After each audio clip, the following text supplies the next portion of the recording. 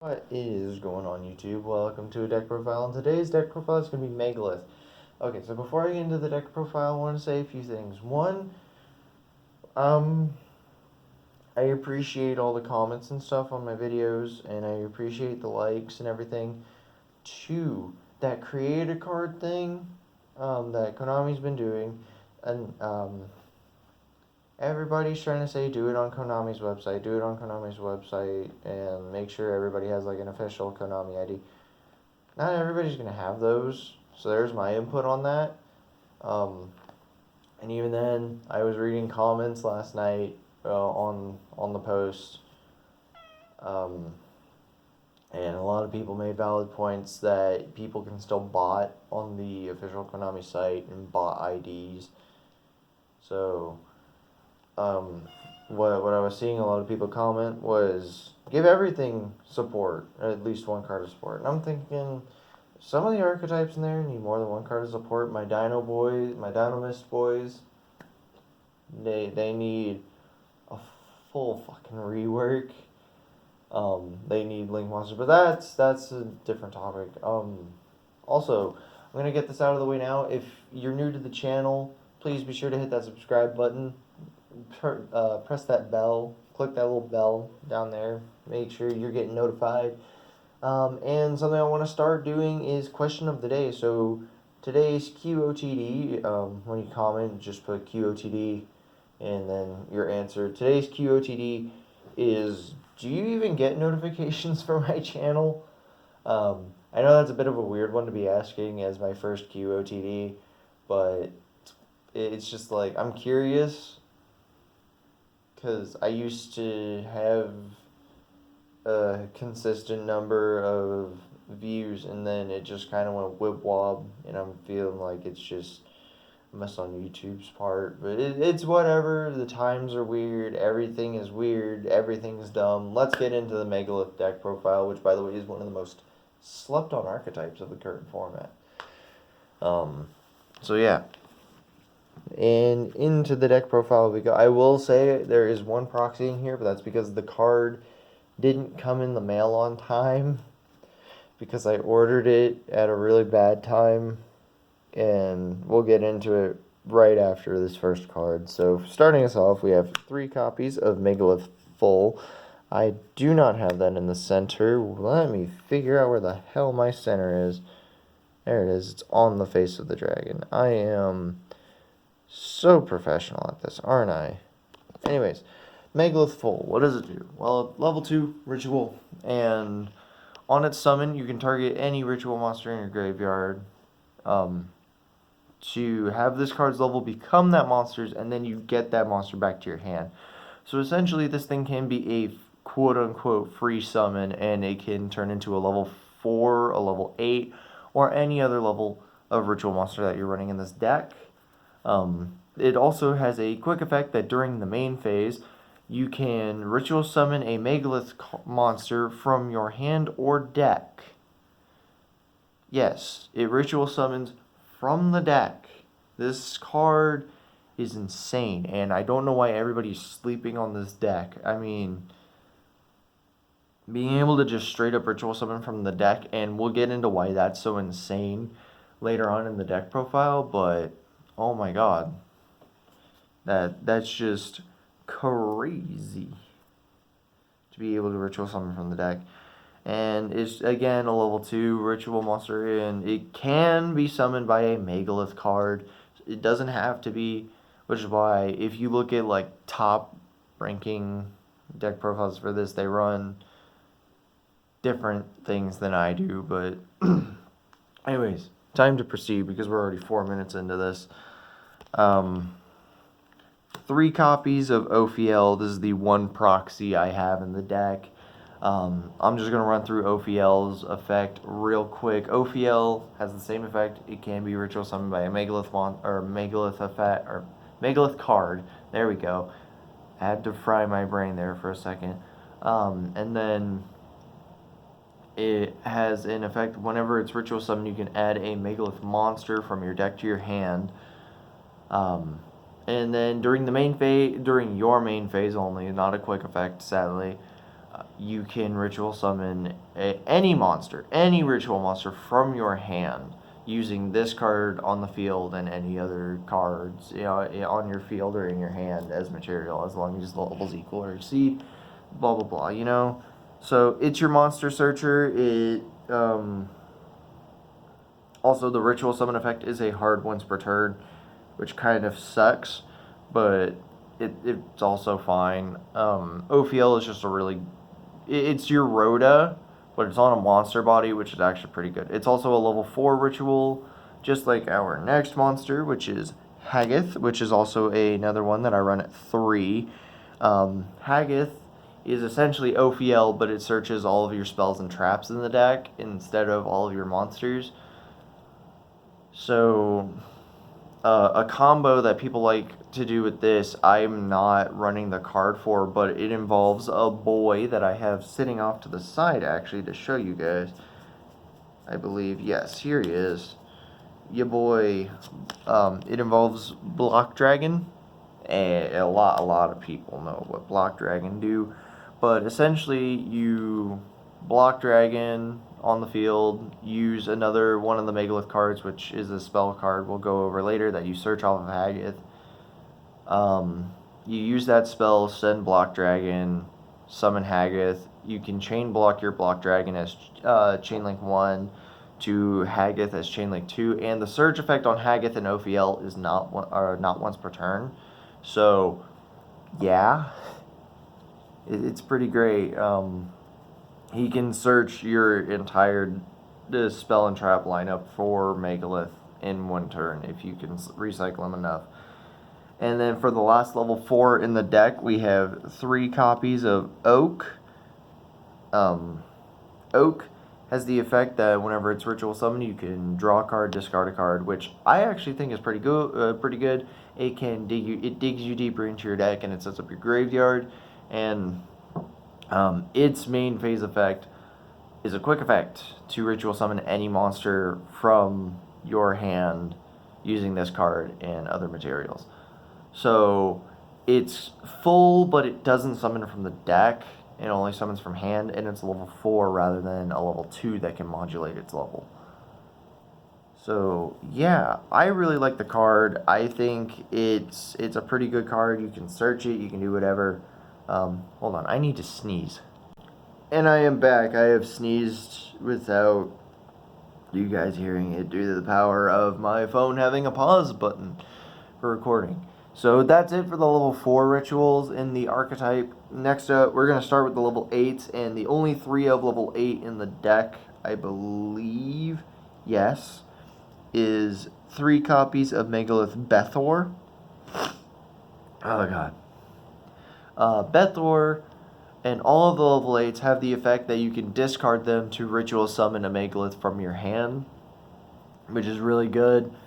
And then they all have their own individual effects, either on board or on summon. And Bethor's effect is whenever it's ritual summoned, you can target cards on the field equal to the number, or target cards your opponent controls equal to the number of ritual monsters in your graveyard, and destroy them.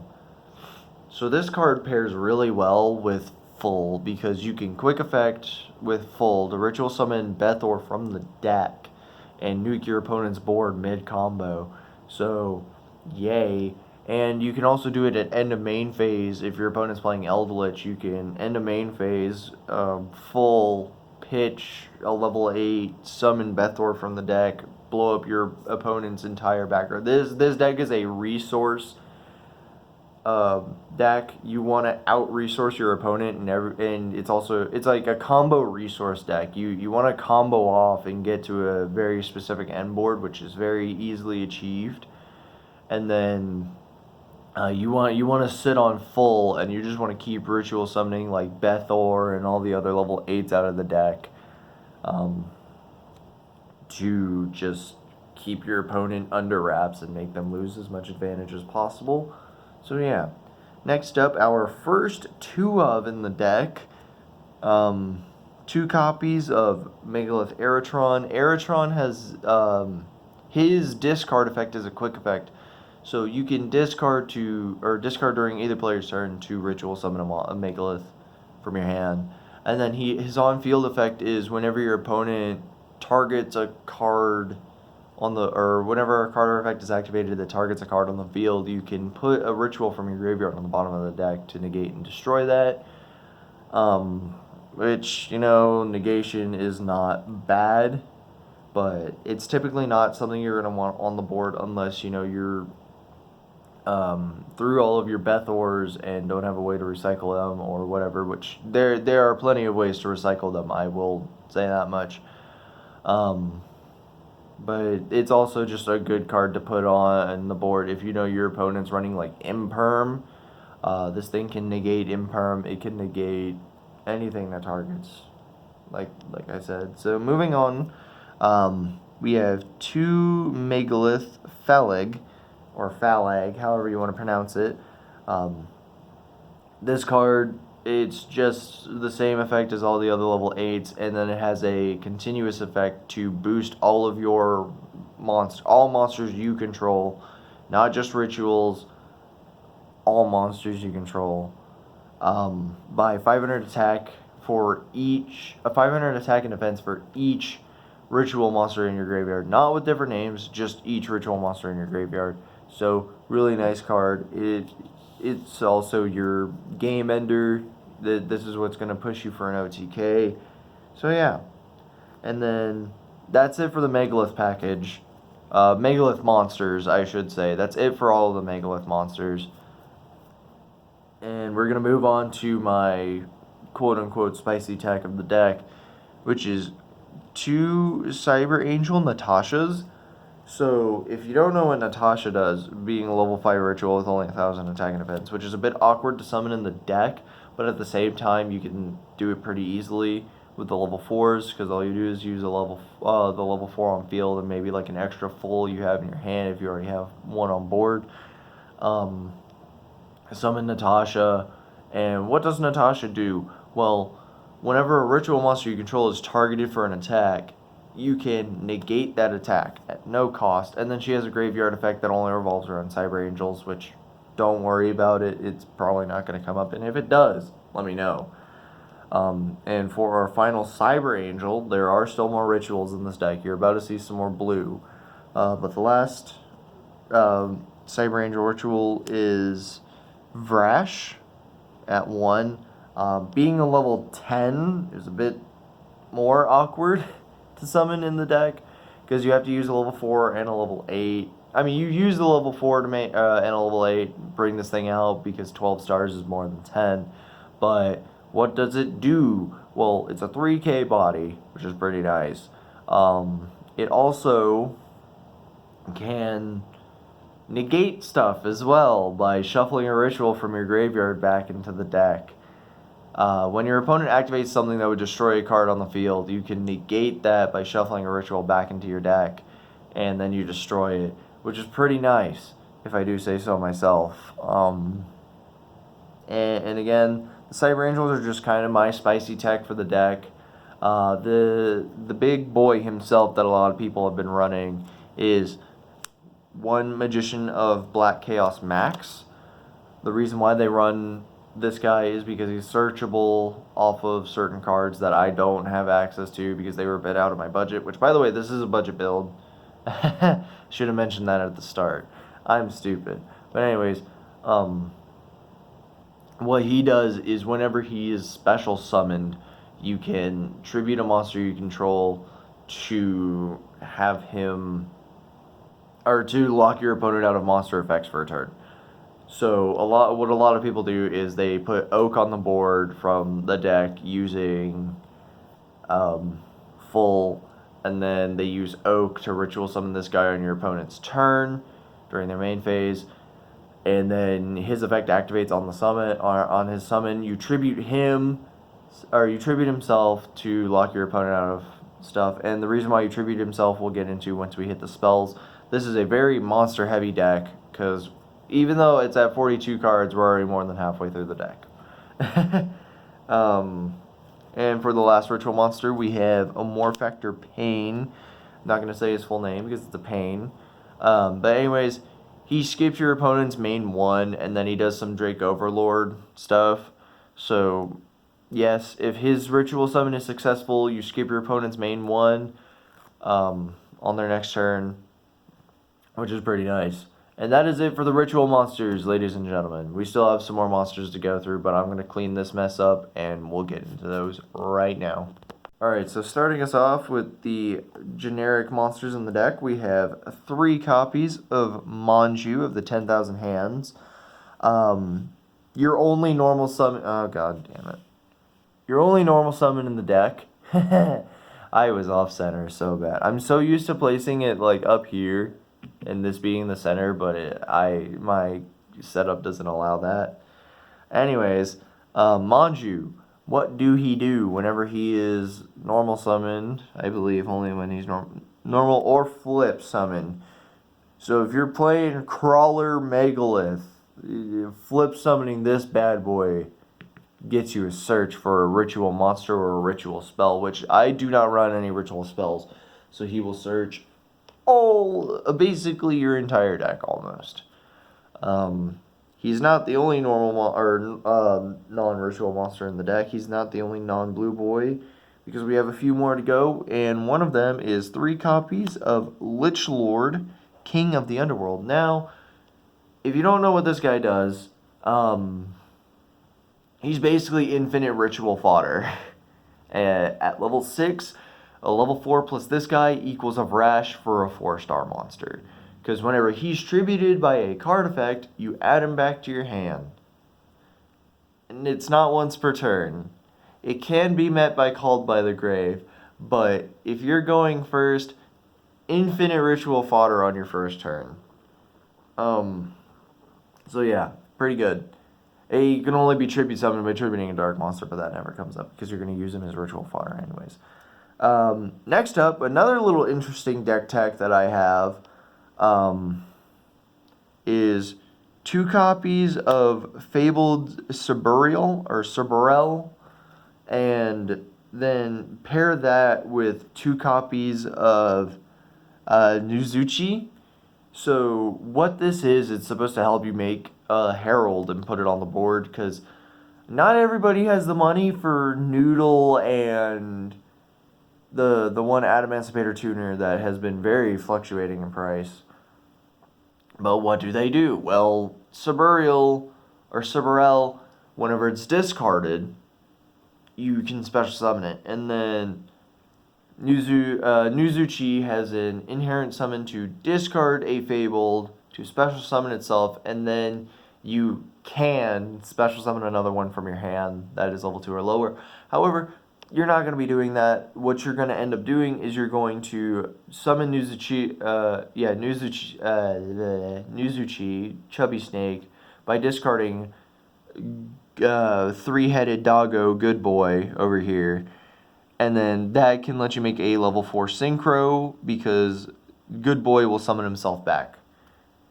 And that is it for the monsters. We're going to get right into the spells as soon as I clean this up and move it out of the way. Starting us off with the spells is the most broken spell card in the deck, Megalith Unformed. This is the card that you combo with Haggoth and Block Dragon for essentially a +4 in advantage. This card it is a quick play spell to ritual summon a Megalith monster from the deck by tributing monsters whose level equal exactly double that monster's level.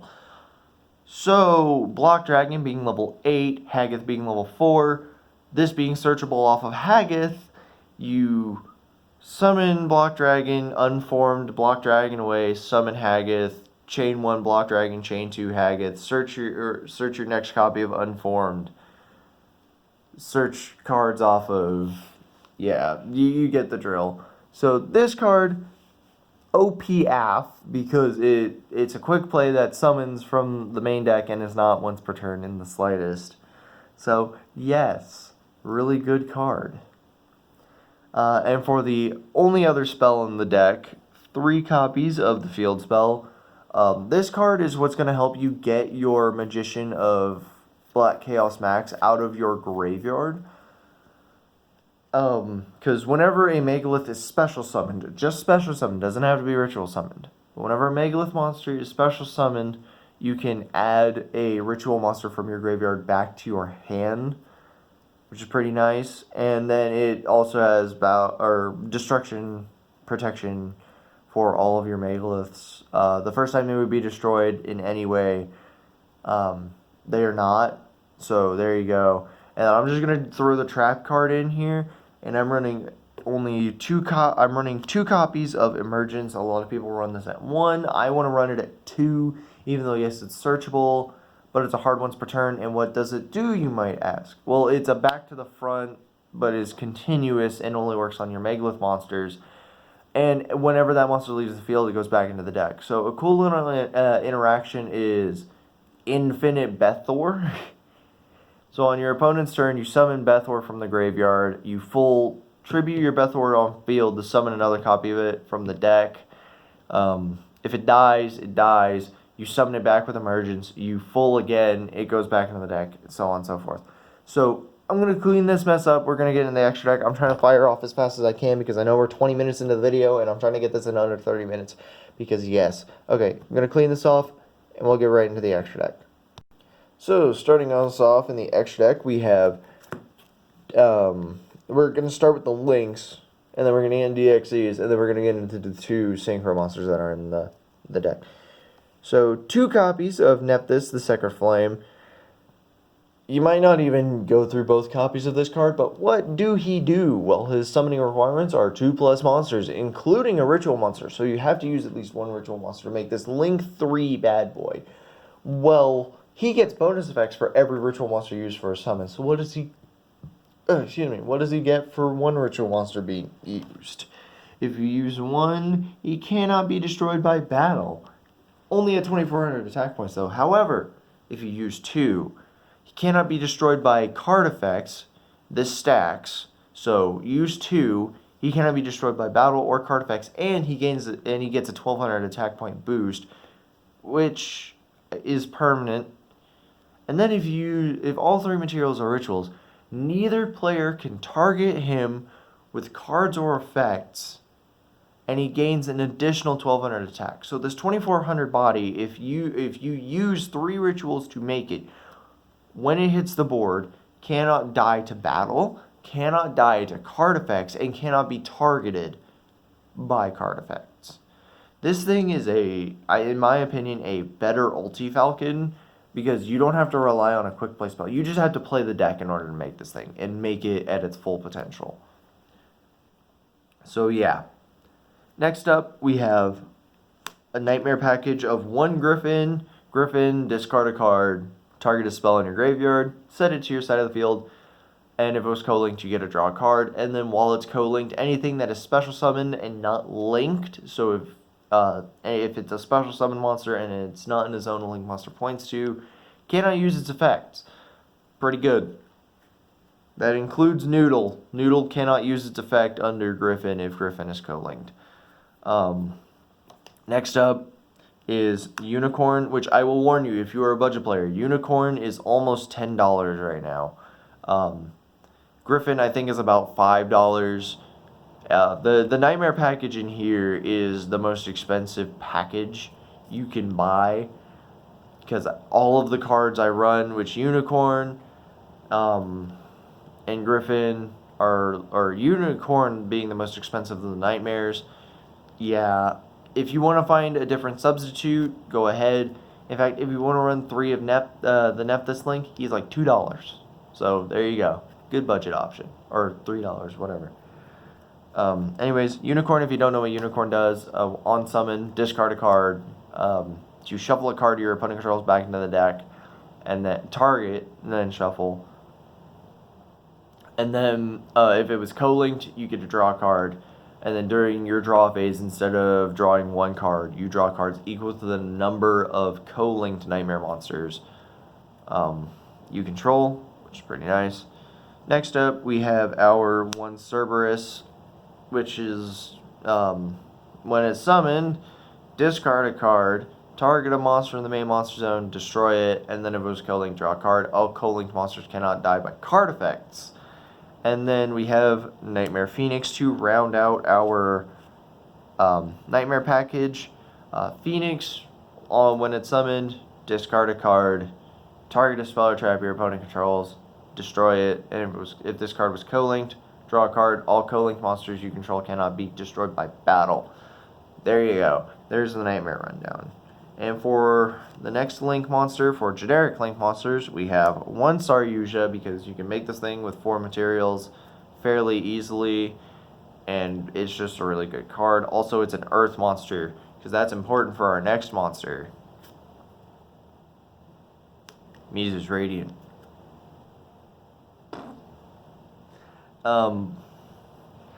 Mizu's Radiant, if you don't know, just requires 2 Earth monsters to be summoned, and it boosts all of your Earth monsters by 500 attack and 500 attack and defense. But if a Wind deck ever comes into the meta, this deck will shut it down, because Mizu's Radiant, if you don't know, has another part of its effect that says all Wind monsters lose 400 attack and defense. And I can see Dragunity coming into the meta when they get their new cards. So keep an eye on this deck. It's only going to get better. And now for the most expensive card in the extra deck that I can think of off the top of my head, starting us off with the Xyz, is Cypher Dragon. This card is really good. It steals a monster from your opponent, which then you can use for ritual summons. Pretty good. You could also make the argument to just run Mind Control, because you get your battle phase with Mind Control, whereas with this, only Cypher Dragon can attack, and it changes the name, attack, and defense of the monster you steal to Cypher Dragon, and it gets the Blue Eye stat line, which is what Cypher Dragon has. But again, you steal a monster from your opponent. It's easy to make 2 level 8 monsters. There you go. Next up, we have one of the negates in the deck, which is Divine Dragonite Felgran. Again, another generic rank 8 that you can make, which is a quick effect to detach, target a card your opponent controls, negate its effects, but it becomes unaffected. Or not target a card your opponent, target any card. You negate its effects, but it becomes unaffected by card effects for the rest of the turn. But you can target a spell or trap, which is pretty nice. The only rank 4 in the deck is number 60, Dugaris. I think Dugaris is a little bit slept on now, even though he's, I'm pretty sure a lot of people still use him somewhere. If you don't know what he does, generic rank 4, 2 level 4s to be made, and he has an effect to detach 2 materials from him to do one of 3 things: skip your draw phase, but you draw 2 cards, discard 1, or skip your next main phase, summon a monster from your special summon a monster from your graveyard in defense position, or skip the battle phase of your next turn and double the attack of a monster you currently control.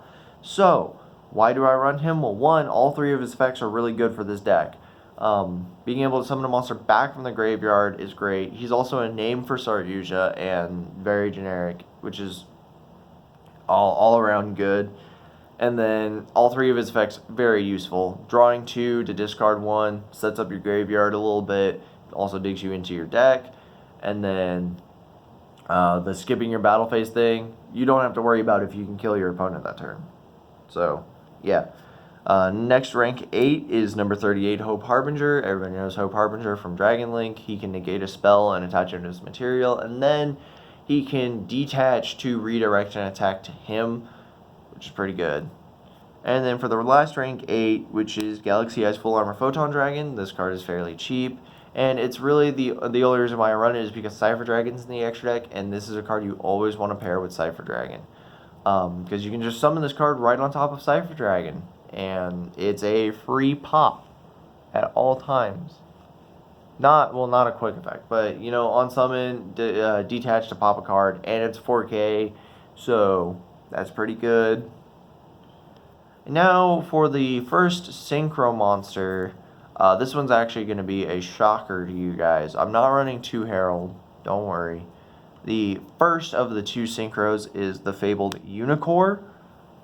This card, I will say, is also kind of underrated and slept on. It is a one-sided pseudo floodgate. What it does is if you and your opponent both, or if you and your opponent have the same number of cards in your hand, anything your opponent does, spell, monster, spell, or trap, if they activate any sort of effect while they have the same number of cards as you, negate and destroy it right off the bat. Boom. So, and that's all it does. I don't believe it activates because there's a condition and then there's what it does. And it doesn't say you can, it just says do it. So, it's a pretty nice card. And if you decide to run Extra Foolish in the main deck, kudos to you, because the next card is your Extra Foolish target, which is Herald, but you can technically just straight make this card in the deck fairly easily. So what does it do? Well, it has a pseudo Dark Law effect, but only for anything sent from the hand or deck to the graveyard. Anything sent from the hand or deck to the graveyard is banished instead, and then it has a when it leaves the field effect to search a ritual, monster, or spell. Pretty nice, pretty nice. It also has a negation effect to tribute itself, to negate something. Pretty good. Anyways, guys, that is the extra deck. I need to wrap this video up because we're over 30 minutes. Alright, ladies and gentlemen, so that was my Megalith deck profile. If you did like it, this is more of a budget-friendly deck, and there are cards that you can definitely take out and not use. In fact, the extra deck is completely optional. If you want to know my honest opinion on this deck, it is very slept on. It is a really good meta contender. It can outgrind Eldritch. It can pop Adamancipator mid-combo, Dragon